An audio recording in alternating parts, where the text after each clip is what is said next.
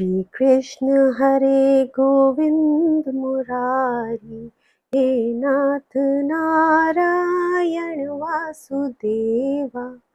ओम श्री परमात्मे नमः। श्रीमद् भगवद गीता के 13वें अध्याय का महात्म्य। तो श्री महादेव जी कहते हैं, पार्वती, अब 13वें अध्याय की अगाध महिमा का वर्णन सुनो।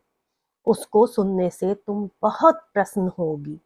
दक्षिण दिशा में तृणभद्रा नाम की एक बहुत बड़ी नदी है।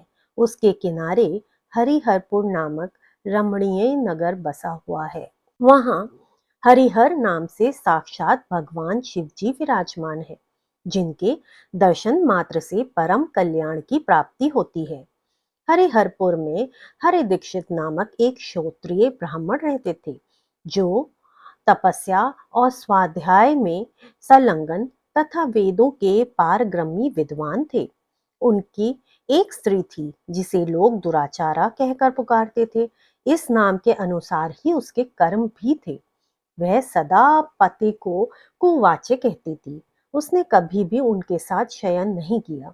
पति से संबंध रखने वाले जितने लोग घर पर आते, उन सब को डांट कर बताती और स्वयं कामोन्मत्त होकर निरंतर व्यभिचारियों के साथ रमण किया करती थी।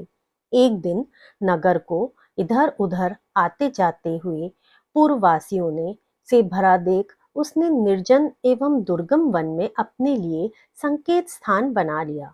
एक समय रात में किसी कामी को न पाकर वे घर के किवाड़ खोल नगर से बाहर संकेत स्थान पर चली गई।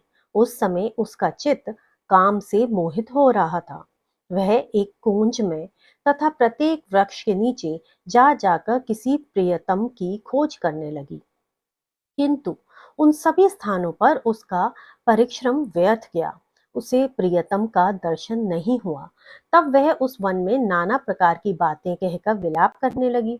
चारों दिशाओं में घूम घूम कर वियोग जनित विलाप करती हुई उस स्त्री की आवाज सुनकर कोई सोया हुआ बाघ जाग उठा और उछलकर उस स्थान पर पहुंचा जहां वह रो रही थी।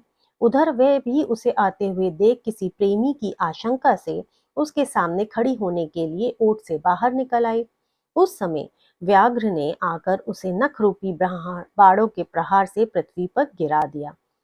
इस अवस्था में भी वह कठोर वाणी में चिल्लाती हुई पूछ बैठी, अरे बाघ, तू किस लिए मुझे मारने यहाँ आया है? पहले इन सारी बातों को बता, फिर मुझे मारना। उसकी ये बात सुनकर प्रचंड प्रकार में व्याघ्र क्षण भर के लिए उसे अपना ग्रास बनाने से रुक गया और हंसता हुआ बोला, दक्षिण देश में मलापहा नामक एक नदी है।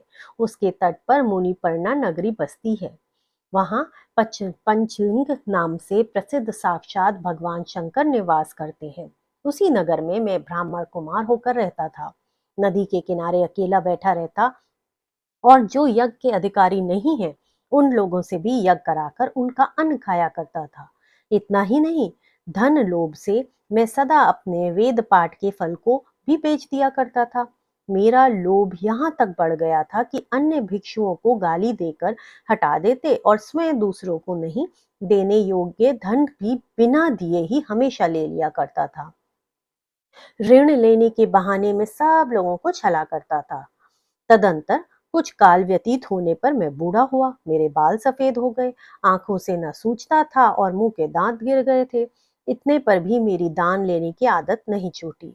पर्व आने पर प्रतिग्रह के लोभ से मैं हाथ में कुश लिए तीर्थ के समीप चला जाया करता था।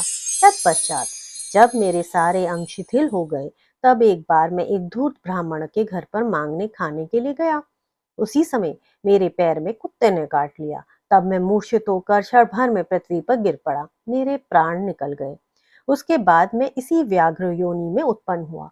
तब से इस दुर्गम वन में रहता हूँ तथा अपने पूर्व पापों को याद करके कभी धर्मिष्ठ महात्मा, यति, साधु पुरुष तथा सती स्त्रियों को मैं नहीं खाता। पापी, दुराचारी तथा कुल्टा स्त्रियों को ही मैं अपना भक्ष्य बनाता हूँ। अतः कुल्टा होने के कारण तो अवश्य ही मेरा ग्रास बनेगी। यूं कहकर वह अपने कठोर नखों से उसके शरीर के टुकड़े टुकड़े करके खा गया। इसके बाद यमराज के दूत उस पापनी को संयमनापुरी में ले गए। यहाँ यमराज की आज्ञा से उन्होंने अनेकों बार उसे विष्ठा, मूत्र और रक्त से भरे हुए भयानक कुंडों में गिराया। करोड़ों कल्पों तक उसमें रखने के बाद उसे वहां से लाकर 100 मनवंतरों नरक में रखा।